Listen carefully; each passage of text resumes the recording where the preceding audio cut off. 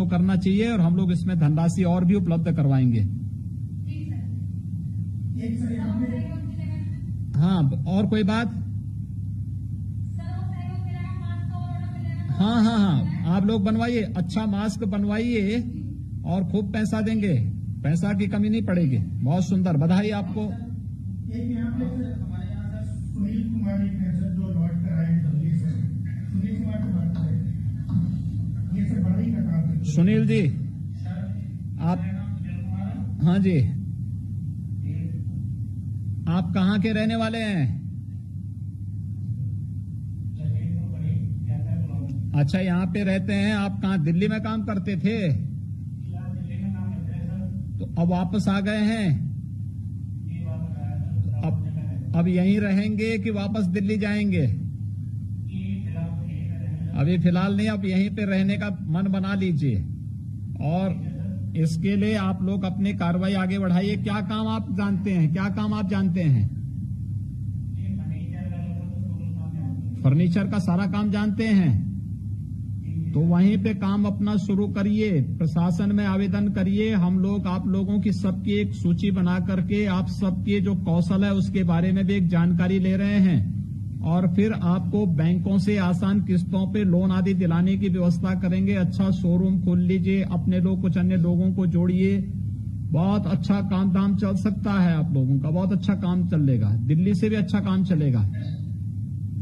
ग्रामीण अर्थव्यवस्था की रीढ़ बनने वाली महिला स्वयंसेवी समूह को आज एक साथ यहां पर न केवल रिवॉल्विंग फंड अपितु कम्युनिटी इन्वेस्टमेंट फंड की 218 करोड़ 49 लाख रुपए की सहायता एक साथ यहां पर प्रदान की जा रही है।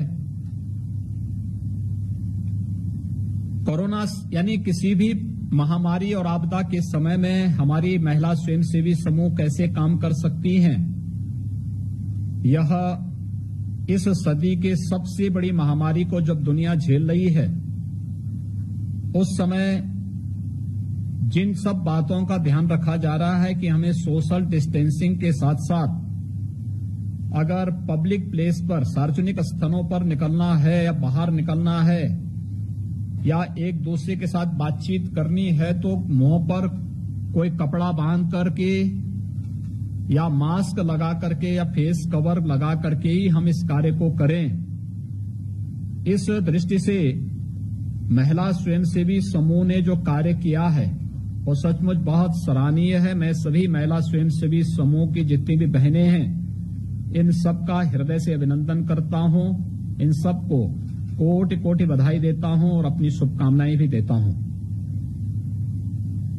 बहुत बड़ा काम हो सकता है महिला स्वयंसेवी समूह के साथ। हम लोग अगर समय पे रिवॉल्विंग फंड और उन्हें कम्युनिटी इन्वेस्टमेंट फंड अगर समय पर उपलब्ध करवा देते हैं तो ये ग्रामीण स्वावलंबन के एक आदर्श उदाहरण बन सकते हैं। हम लोग वर्तमान में इस त्रासदी को देख रहे हैं। लाखों की संख्या में हमारा प्रवासी कामगार और श्रमिक मुंबई से, दिल्ली से और देश के अलग अलग भागों से वापस अपने गांव की तरफ आ रहा है। ये हम सब के लिए एक त्रासदी है। आपदा के समय में उन सब की सुरक्षित वापसी हो, आदरणीय प्रधानमंत्री जी ने इसके लिए श्रमिक स्पेशल ट्रेन लगाई है। हम लोगों ने प्रदेश के अंदर उन्हें सुरक्षित पहुंचाने के लिए 12,000 से अधिक अपनी बसेज लगाई, उत्तर प्रदेश परिवहन निगम की बसेज लगाई हैं। इसके साथ ही हम लोगों ने हर जनपद में भी 200 बसेज जिलाधिकारी के प्रवर्तन में उपलब्ध कराई हैं। लेकिन बहुत सारे लोग ऐसे हैं जो पैदल, बाइक या फिर 3 व्हीलर या ट्रकों से ही आ जा रहे हैं। स्वाभाविक रूप से हर हाल में इसके संक्रमण की चेन को तोड़ना, ये जहां हमारे सामने कठिन चुनौती बनी हुई है, लगातार हमारा जो फ्रंट लाइन का वॉरियर है इस पे लगा हुआ है। वहीं सार्वजनिक स्थानों पर कार्य करने वाले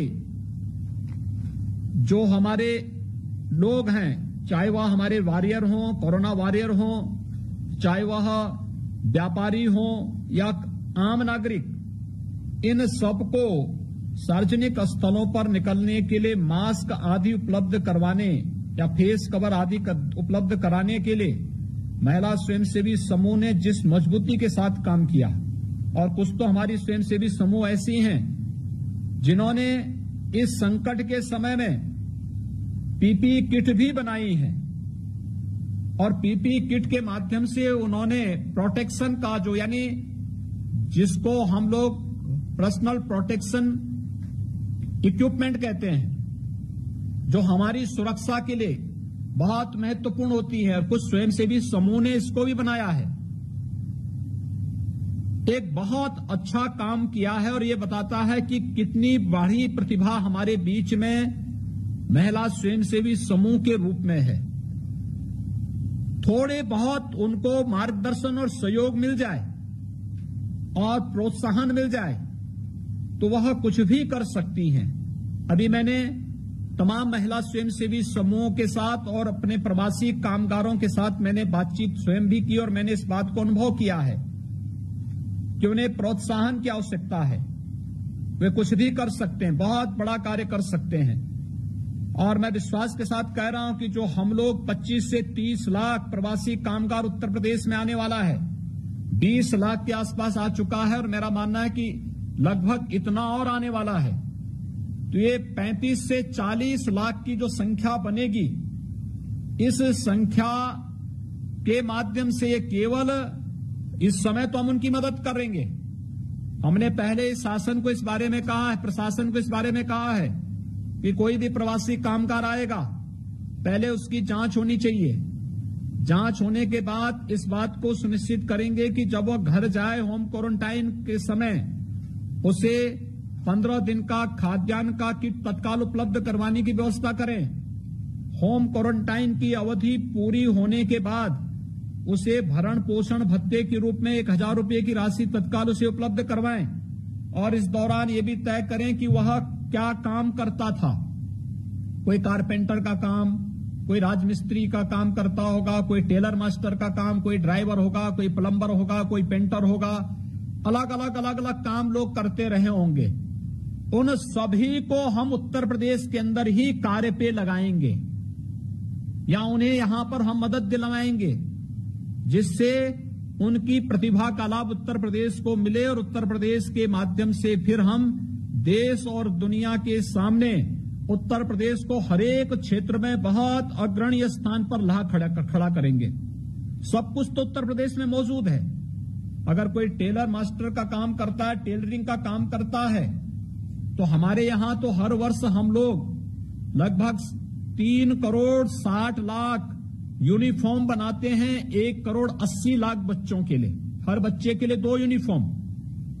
अब अनुमान करिए कि हम लोग 3 करोड़ 60 लाख यूनिफॉर्म हर वर्ष बनवाते हैं। 1 करोड़ 80 लाख हम लोग हर वर्ष स्वेटर बनवाते हैं।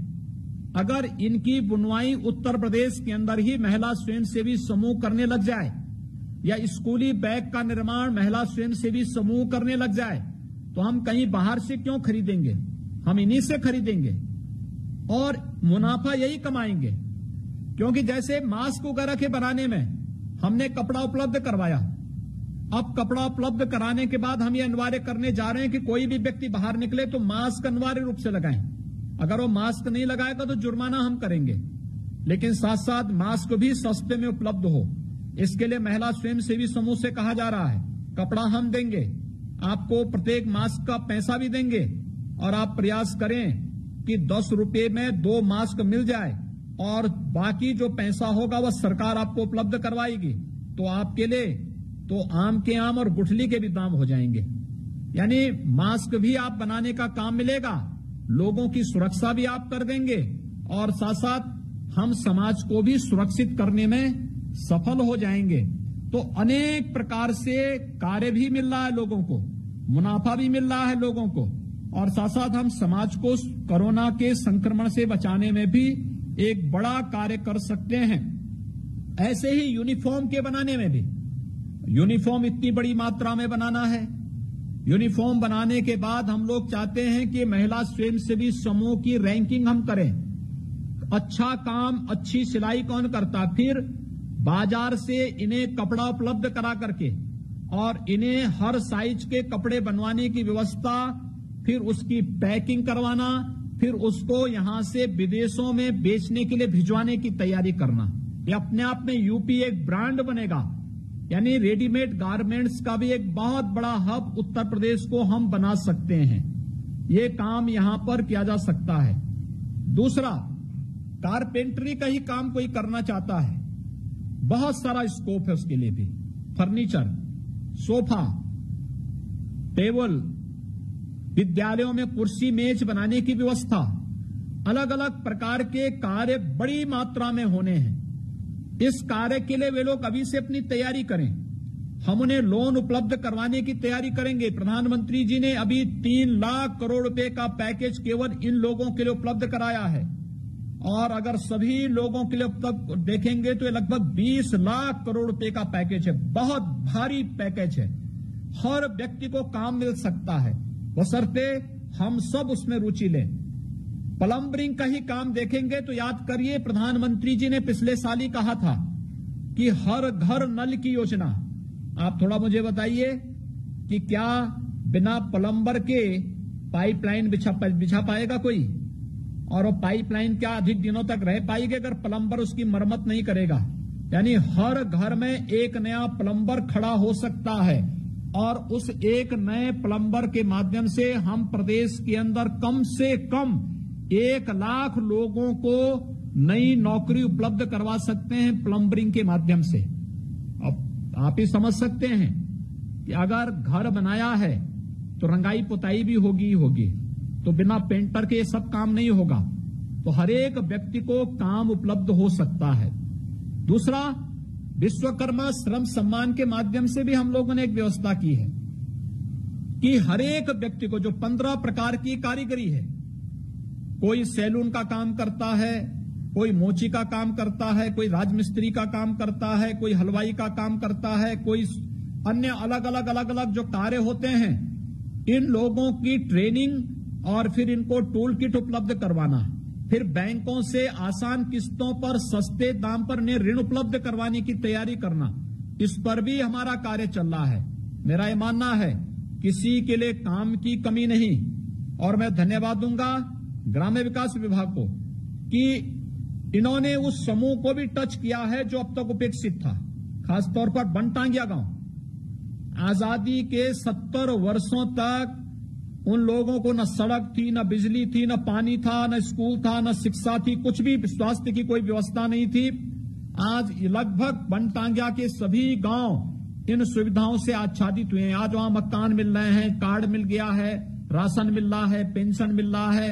अब उनके स्वयंसेवी समूह भी अलग अलग कार्यों के साथ, कोई बकरी पालन, कोई मुर्गी पालन, कोई पत्तल का निर्माण, कोई दुग्ध डेयरी के साथ जुड़ रहा है, किसी न किसी कार्य के साथ जुड़ रहा है।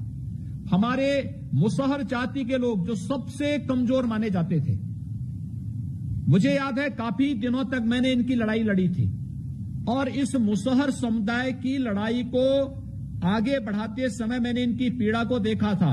आज उनके पास अपने मकान हो रहे हैं, आज उनके पास राशन कार्ड बन रहे हैं, आज उनको जॉब कार्ड बन रहे हैं, आज उनका आयुष्मान भारत का कार्ड बन रहा है, आज उनको पेंशन मिल रहा है, और आज उनके समूह बनकर के अब उन्हें भी हम इस प्रकार की आजीविका समूह के साथ जोड़ करके स्वावलंबन की ओर अग्रसर कर रहे हैं। ऐसे ही थारू जनजाति से जुड़ी हुई जो समूह हैं, उनके लिए भी अनेक कार्य के अवसर उपलब्ध कराए जा रहे हैं। अभी काशी में एक बड़ा काम हुआ है, वहां पर काशी बाबा विश्वनाथ जी का मंदिर है। बाबा विश्वनाथ मंदिर में भगवान को चढ़ाए गए जो पुष्प हैं, उन पुष्प को लेकर के नौगढ़ चंदौली का एक समूह उससे इत्र बनाता है। उन पुष्पों से वह अगरबत्ती और धूप बनाने का काम कर रहा है, और हर एक समूह उसके माध्यम से काफी पैसा कमा रहा है।